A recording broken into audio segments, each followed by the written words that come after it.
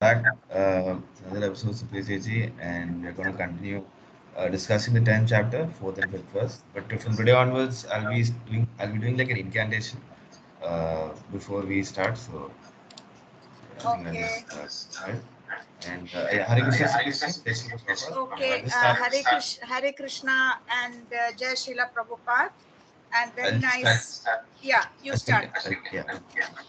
So Om Gyan Timirandasya Gyan Shalakya Chakshurunmilitam Yena Tasmai Shri Gurave Namaha Shri Chaitanya Manojishtam Sthapitam Yena Bhutale Swayam Rupa Kada Mayam Dadati Swapadantikam Hare Krishna Karuna Sindhu Deenabandhu Jagatpate Krishna Kanta Radha Kanta Tapta Kanchana Gaurangi Radhe Vrindavaneshwari Vrishabhanu Suti Devi Pranamami Hari Priye पञ्चकल्पतरुभ्यश्च कृपासिन्धुभ्य एव च पतितानां पावनेभ्यो वैष्णवेभ्यो नमो नमः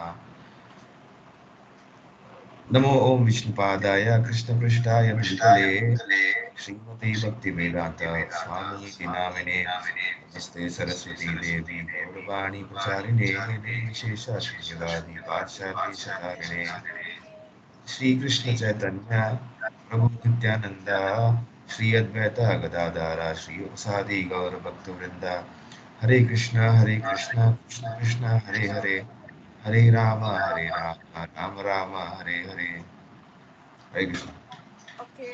All right. Hare Krishna. We are continuing with that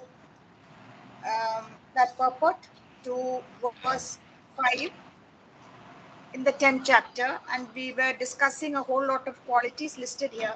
So we're starting today with Yashas or fame. Rather, we are continuing. Yashas as in yeah, it immediately comes to what comes to mind is material fame, but here Prabhupada is giving a different definition. He says yashas or fame should be according to Lord Chaitanya, who said that a man is famous when he is known as a great devotee.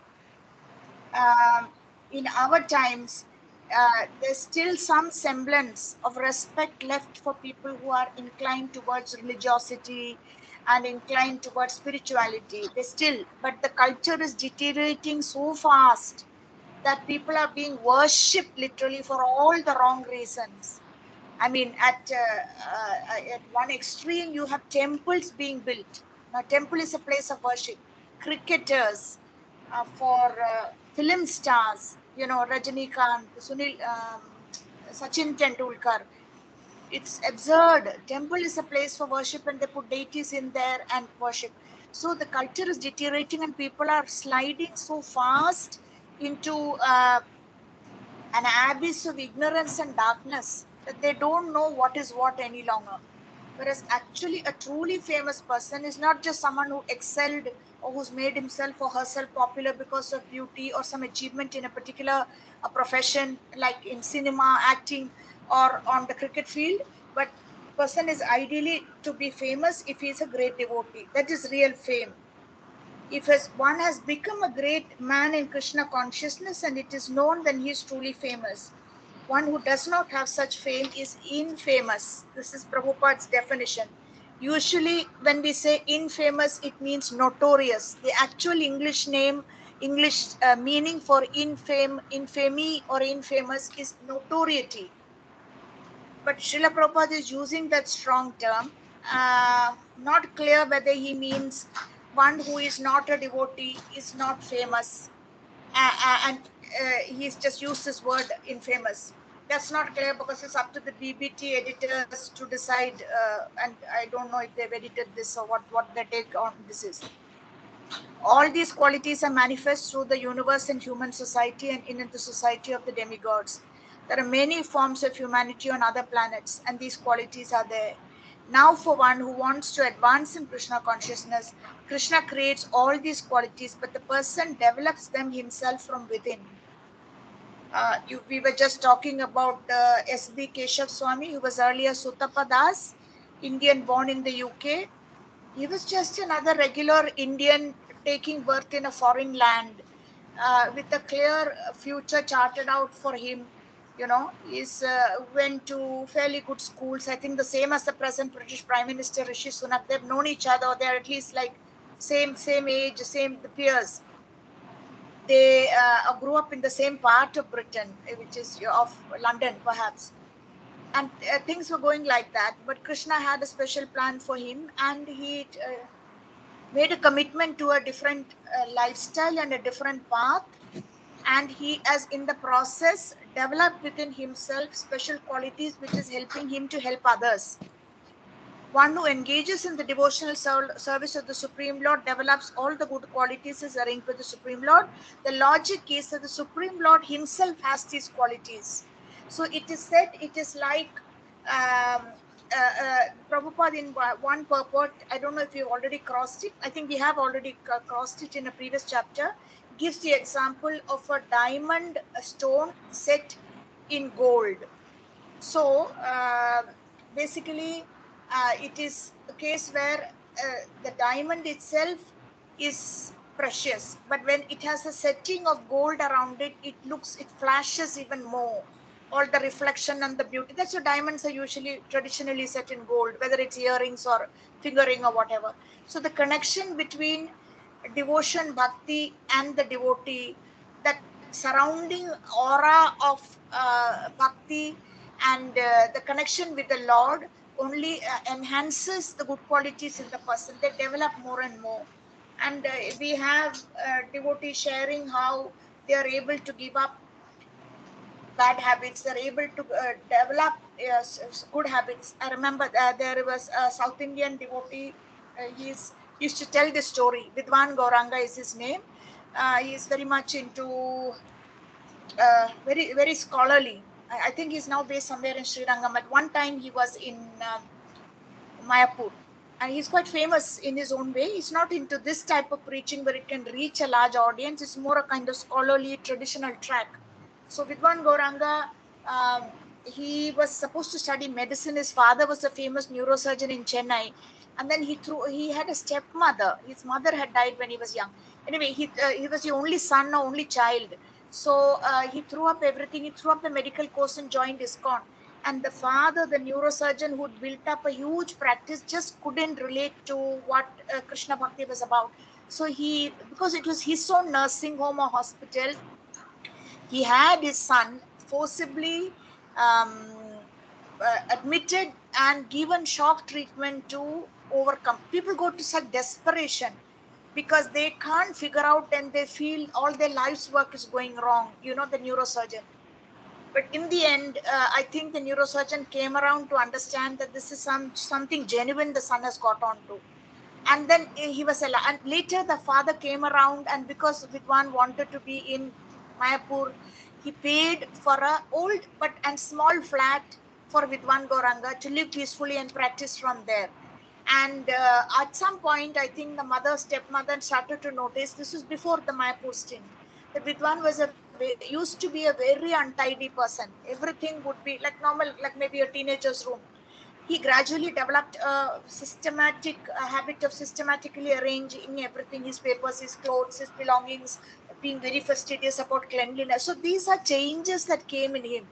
Scholarly he always was, but this habit of being dirty and unclean and indisciplined, that all that completely went away. So Krishna Bhakti is like that, but Krishna starts lending or giving his own qualities to the devotee when he's pleased with the devotee. Of whatever we find, good or bad, the origin is Krishna. Nothing can manifest itself in this material world which is not in Krishna. That is knowledge. Although we know that things are differently situated, we should realize that everything flows from Krishna. So this is the end of a long purport with so many qualities and so many um, sometimes radical definition of certain words that only Srila Prabhupada can give, which he gives here. Most striking of all was his piece on ahimsa or non-violence. So now we are moving on to verse 6. Shall we chant together? Yeah. Yeah. Maharshaya Sapta Purve Purve Chatvaro Chatvaro manavastata manavastata madbhava madbhava manusya manasa jata jata yesham yesham loka loka imaha ima prajaha praja. Again. maharshaya Maharshaya purve sapta chatvaro chatvaro manavastata manavastata madbhava madbhava manasya manasa jata jata yesham yesham loka loka imaha ima prajaha praja. Again.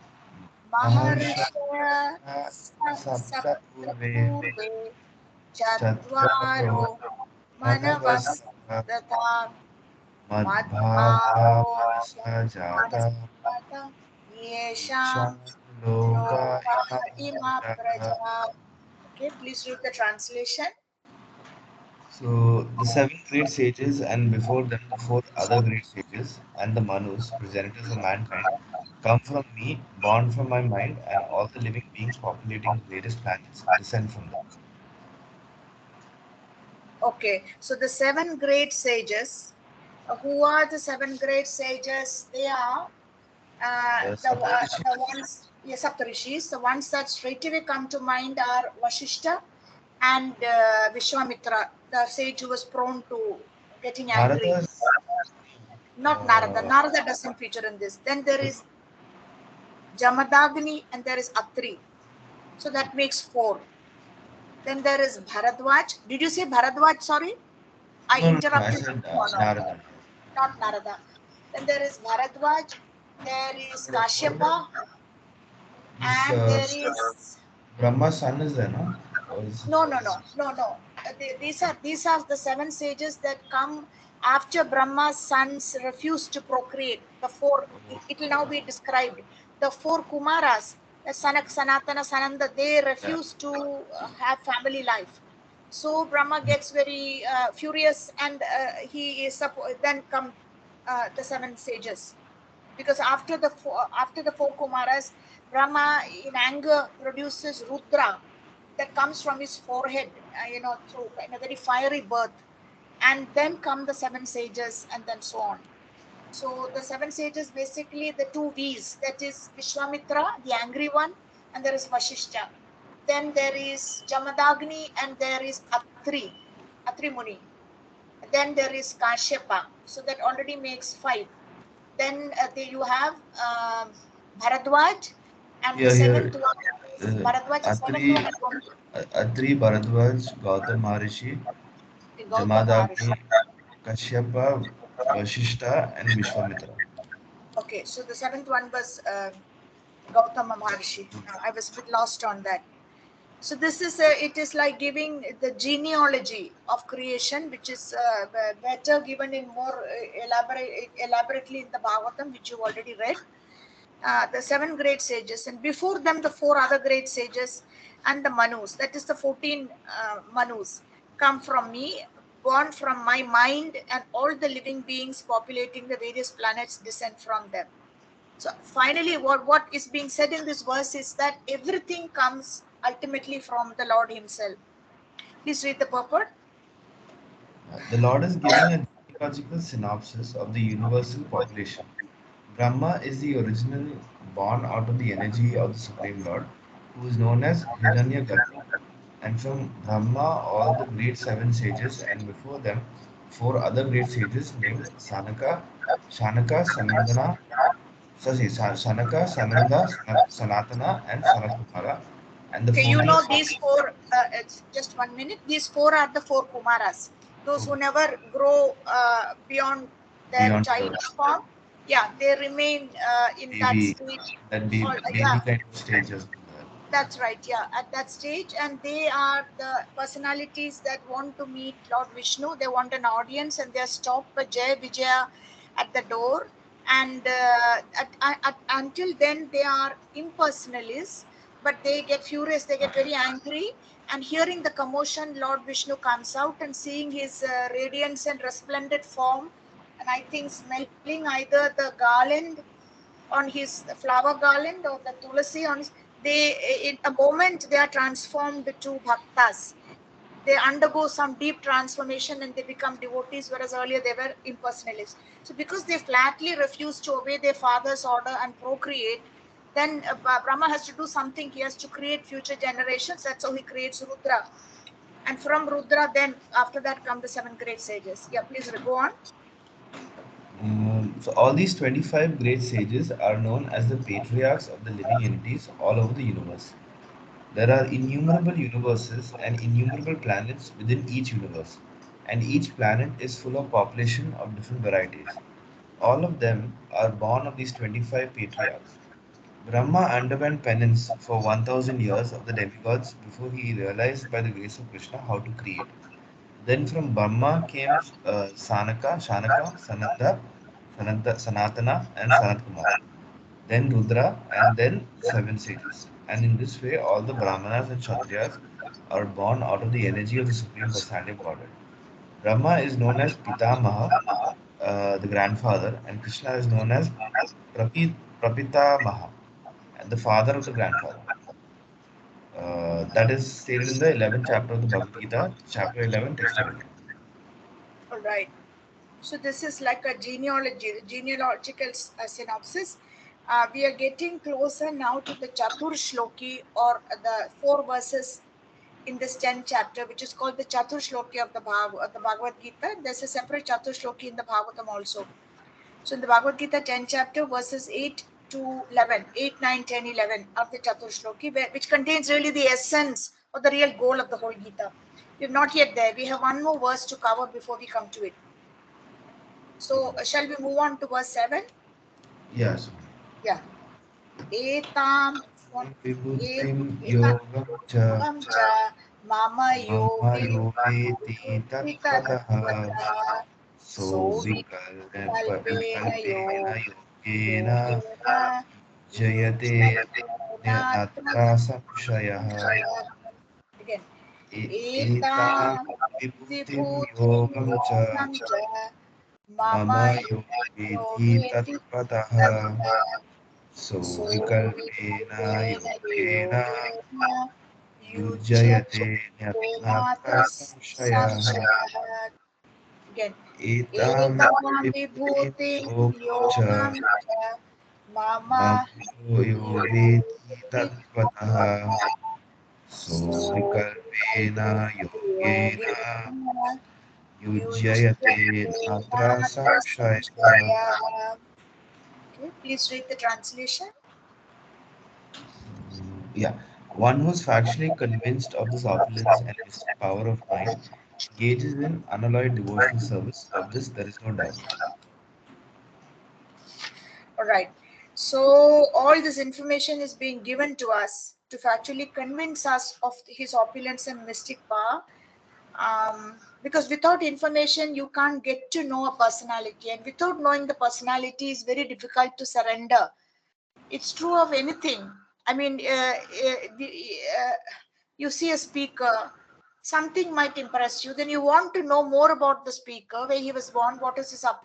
I mean, even a spiritual speaker, who is his guru? I mean, what is the lineage, the spiritual? Who did he get diksha from, or who did he train under, and so on? What were the influences? What made him turn to a spiritual track? So the information helps us to develop faith in that personality. It sharpens our taste to hear from such a person. Therefore, Krishna is giving all this information. One who's factually convinced of this great power of Krishna's opulence and mystic power of mind engages in unalloyed devotional service. Because it's like, I think that point comes through. I'm not sure it comes through very clearly in Radhanath Swami's journey. What is that? Journey to Not journey mind? within. Is it the journey within? The first one. The first Journey one. Because he was searching in the Himalayas and he associated with a whole lot of yogis. impersonalism. And then there is some program which Srila Prabhupada, I'm not sure if it is a Pandal program in Bombay. It probably is. Where somehow I think there was some connect between Srila Prabhupada and Radhanath Swami at that time. He was Richard Slavin. He was not in monk's clothes or anything. He was a hippie. I think Srila Prabhupada in that whole crowd called him out and asked him to come up and asked him if he had a question. And I think he did have something that was troubling him. So he gets the answer he's looking for. Then it's like a spin-off from what he was doing earlier. Like, like a fan, when it is switched off, it doesn't immediately stop. It keeps rotating. So what the impression that that biography gives is that he continues to associate with some Himalayan yogis for a little while longer. All right. By which time, but by then it just kind of dawns on him, and he quits and joins his con. He has to inform his wealthy, very traditionally respectable parents in America. He was always a kind of model child, never disappointed them in any way. Now he has to go and tell them he's quitting and taking another path. Then he spends years in So New Vrindavan and so actually, on. there's Yeah. once he gives a story of how after many years of serving in ISKCON, his parents come to India and they want to see how he's doing and all that. So there's a story, it's a funny story of like when they come to see him, they go to some island somewhere near Bombay, and a monkey comes and like snatches the I think the hat or the purse of His the mother. mother, Uh-huh. and the goat runs away, and so then he goes running after the monkey, and they go for a long distance, and finally uh, I think, yeah, I think they don't catch the monkey or something like that. Something that happens. I I think he see. goes to the monkey. I think belongs to some other like fruit seller or something happened, Uh-huh. and so he kind of asks for his hat back and something like it's a funny incident. He says like then after that his parents. I don't think they came back ever back to India. They, like, once they came, they didn't come back to India again after that. As far as I know, they had one meeting with Srila Prabhupada. It may have been in America, okay? And Srila Prabhupada is very disappointed because he heard somehow, I think the parents appeared when the temple is about to close, or the program is over, or the food, the prasadam is over. Srila Prabhupada wasn't there. So they Hmm. come and they wait a little and they go away. And when Srila Prabhupada hears, he says, it's okay, they didn't meet me. They couldn't meet me next time. But did they get any prasadam? And people just look blankly at each other, because I think there was nothing left after the Sunday feast. So Prabhupada gets very angry, because once again he's stressing that we don't know after how many lifetimes these parents have even come somehow, maybe through the searching of the sun, in touch with devotees. So prasadam acts like one is the third chapter we studied it. It acts like a vaccine. It like a vaccination to prevent them from getting sucked further into the pool of ignorance. This is material life. It acts like a vaccination. It bolsters whatever little uh, healthy virus they've got through their son's endeavors. So got very upset about all that. There are lots of interesting stories in that book. And oh, you're talking from the Leelamrita, right? In the from the Leelamrita? No, no, he there was a talk he gave. So I that see. he had Okay. mentioned, he had just mentioned, I think something. He was explaining about his life. So he was just saying that this thing happened to him. His parents came Actually, back once to see him, but then this monkey came and grabbed this purse or something of his mother and all that. I think after that they said they found it very difficult to stay in India, so they went back. I think right, I'm right. not sure actually. Like I think that was the case. Okay. Actually, he has a series called New Vrindavan Memories, because New Vrindavan is this remote place in West Virginia, which was barren land, sub-zero temperature, nothing there. And these devotees were being attacked. They were kind of literally bandits roaming there. They sound like far-fetched stories, but they weren't. Who would attack, who couldn't tolerate culturally, they felt great hostility towards these crazy people, wearing robes and ringing bells early in the morning, not allowing others to sleep. Of course, that's which is not true, because there was nobody for miles around. And to take a bath, they would have to come down the hill and break ice in some frozen river and put a bucket, and there was a toilet but no bathing place. It is all kind of almost unbelievably far-fetched, but they're also very humorous, because now these same people who survived, been through very rough times in New Vrindavan, all kinds of things happened there. Some went to jail, some were kicked out of the movement, some left, came back. But when they share these stories, actually the world gets to know what austerities these people went through. Because today, after so many upheavals, the New Vrindavan community is a flourishing community. From time to time, something happens there. Somebody was misunderstood or misdealt with and committed suicide. That was the last. It was an Indian. And there's a lot of criticism that was handled badly. But otherwise, as a community, the gardens, the Golden Palace, the visitors, the deity worship, the seminars, the guest houses. My friend Shamala often goes there for some, not often, at least once a year. She used to go there. But so, what the early days, we need to know what austerities these people put up with. Amazing things. There was some wretched horse that Radhanath Swami had to get on to cover the distance. It's all very funny. There's a lantern that doesn't work. The horse goes berserk, a mule or a horse. He doesn't know where he's heading. He falls with serious injuries and he's left there in the forest till someone finds him the next day. These bandit types are roaming. They come once and attack and loot and break the deities into shatter them into pieces. You know, and the day, and you're talking of a time when they could even get any message across to India or to the leaders in India. You're talking of just a letter that would come slowly after so many days, and having only one type of meal or atrocious tasting stuff, and but then someone had the brainwave of keeping cows. So when the cow was giving milk, so much milk, there was paneer every day, there was sandesh, there was sweets. There were people who got so addicted to sandesh. Very funny story, I forget the name of the person who would hide it so that he could eat the whole week, and it was so cold that the sandesh wouldn't go bad, and people knew. Then there was somebody who would take the prasadam plate into Srila Prabhupada's, very funny, into Srila Prabhupada's room when Srila Prabhupada visited twice and stayed there in the better months.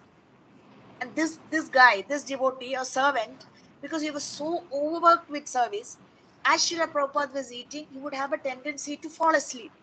And he would then suddenly wake up when Srila Prabhupada said, okay, you can take away or whatever. And when he was coming out with the plate, he would stop and eat whatever was left on the plate, particularly the sandesh. One time, he slept and didn't realize Srila Prabhupada had not yet eaten. Somehow he was just so phased out, and he went to some corner of the room and quickly ate, and Srila Prabhupada suddenly said, okay, now bring my food. And he was horror struck because he'd actually already eaten what was meant for Srila Prabhupada, and how other devotees came running to his rescue, knowing his nature, and they even today tease him about it. I think, the early disciples, whatever bad name they may have now, because of many things that went wrong, they got bewildered, they couldn't handle situations, they were very young, or their terrible mlecha culture kicked in when the Guru also went from the planet. Whatever may be the case, the early days, there's a certain bonding between them. When you hear these, you feel sorry. Any animosity we have because we hear so much stuff or read, we just feel like forgiving. That it was so tough. If we are put in a desert, we don't know what we will do. Vishwamitra Muni, great Muni, he is supposed to have done so much tapasya that not just decades but whole yuga, something passed, and when he opened his eyes, he was in some, I don't know, but it was just barren desert all around. And this is the story that is told, that he was very hungry, and a scrawny dog appeared, and he just tore the flesh and ate the dog. Because in desperation, you might do anything when there is no help at all. And it's also meant to make the point, apata kala dharma, that there is a separate dharma or set of rules for abnormal times. Apata kala means when the kala is not normal and prosperous. People do all kinds of things, whatever is available, because hunger is hunger. How long are you going to starve? You forget all your inhibitions and just eat whatever you can. So apata kala dharma is this Vishwamitra story. So when you think of what they did in New Vrindavan, his New Vrindavan memories, Radhanath Swami, he has the recording is not that good. That's when I asked you, shall I buy one of those, whatever that is called, like a mic? You send me a link. I haven't yet got down to it, because he's soft spoken. Some of the stories are absolutely kind of out of this world, what they went through. And there was a whole kind of big tub of kheer, or that was all they had. One wretched rat was running everywhere, and the rat fell in and drowned. But the people were so desperate, that was, yeah, they just pulled the rat out and pretended nothing had happened and continued to consume that kheer. because there was nothing else there to eat. So it's anyway, it's just extraordinary. And we were talking about how um, I don't know how we got. Yeah, we were talking about the seven great sages and how Lord Krishna gives all this information to, so that we get to know his greatness and surrender and submit to him. And that way we in order to facilitate that, he's giving this. So we just read this seventh verse. What is the translation? One who's actually convinced of this opulence and mystic power of mind engages in unalloyed devotional service, and of this there is no doubt. In Prabhupada's case, I'm not sure that the disciples even necessarily understood Krishna's greatness. They did it more out of attraction and affection for Srila Prabhupada.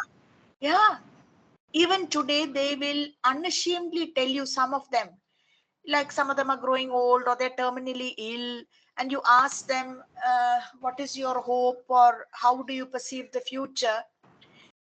Some of them are not going to say, I have heard these recordings, that I hope I will go back to Krishna. They say they want to join Srila Prabhupada in whichever planet and planetary system he and his Guru Parampara are preaching.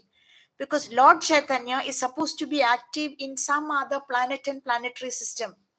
And the 500 years after Lord Chaitanya, this Bhakti Siddhanta, the same kind of, reviving Chaitanya worship, that then Prabhupada has taken some birth somewhere and he is spreading the mission, because these are eternal servants. They don't just wind up and pack up and say, okay, I finished starting ISKCON in this particular So world, it's and the rest, yeah, this was actually I would say the tightrope that I guess maybe Prabhupada is playing, where he's like, because on one hand, like he says that you know that that the spiritual master is as good as a representative of God. So like he's as in sense that you yeah, have yeah, to yeah, treat him as like God, but he is not God. not God. He's not He's God, not God. but he's Yeah, going to yeah, treat him like God.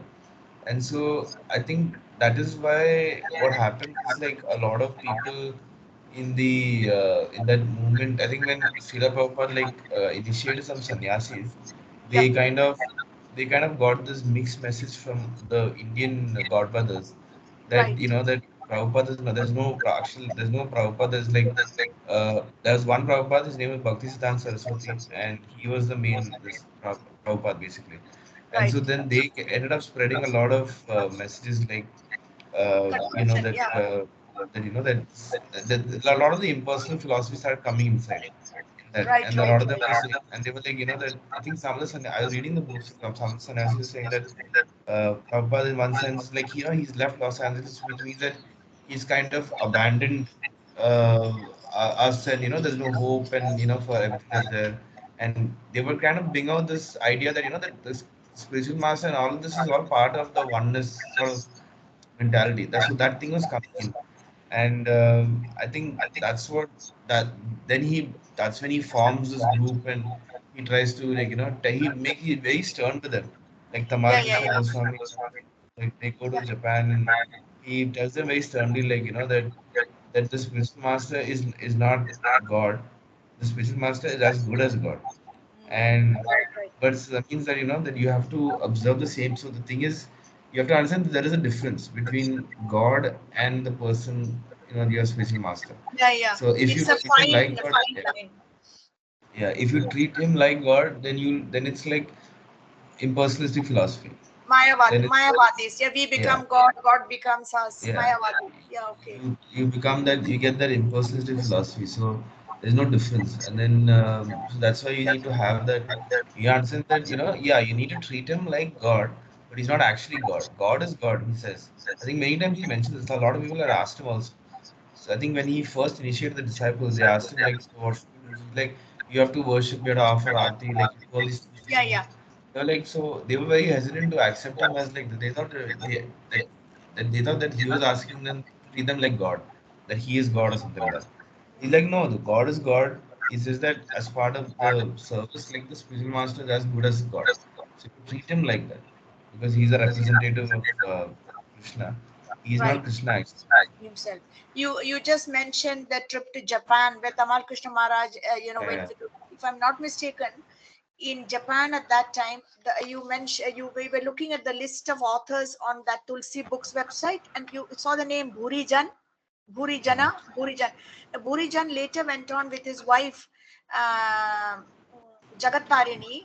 They lived for years in Vrindavan, and he is practically responsible for starting the VIHE, the Vrindavan Institute for Higher Education, and a very respected figure. But early days, he and his wife, as a Grihastha couple, were preaching in Japan, if I'm not mistaken. And Prabhupada had to give even him a dressing down or a real scolding, because they saw much more confusion there. The poison had spread there. And Burijan writes a book called My Glorious Master, if I'm not mistaken. Very moving account of his time with Srila Prabhupada. It's there in the Veda base. My Yes, yes. glorious, some glorious master. Yeah, that's right. Remembrance of Buran, Burandas. Purijan. Yeah, Burandas. that's right. Puri Jana. Uh-huh. Burijana It's Das. yeah. It's very interesting. You know how ill-equipped they were for the role. I mean, his wife Jagatarini, she was an Australian film star with a very bright future, and somehow she got convinced and kicked up the career and moved in here. And somehow the Prabhupada ordered the marriage, and she just landed up. She took flight and everything and went to Burijan and said, I am such and such, and Prabhupada has ordered me to marry you to help you with your mission. And then someone arranged a marriage, but the marriage lasted. There are two children, and the marriage has lasted like what, almost 50 years now. So all extraordinary stories. Of course, there are many other marriages that flopped miserably and ended in a lot of unhappiness. But this Purijan's, it's worth reading. And yeah, he's very much into the power of chanting. So he holds these workshops in Govardhan in the month of September, October, 1 week, 10 days, called as a chanting workshop. That's where these books on japa, how to Yes. improve and how to get more out of it. Yeah, and please. All right, it's just past 6 o'clock, so let's stop here. And since you are not joining until next Friday, right? Isn't Yeah. it? So we'll try and do something on Wednesday. We'll just carry Wednesday, on. Yeah, tell I me. just want to about Wednesday. I'll just stop the recording.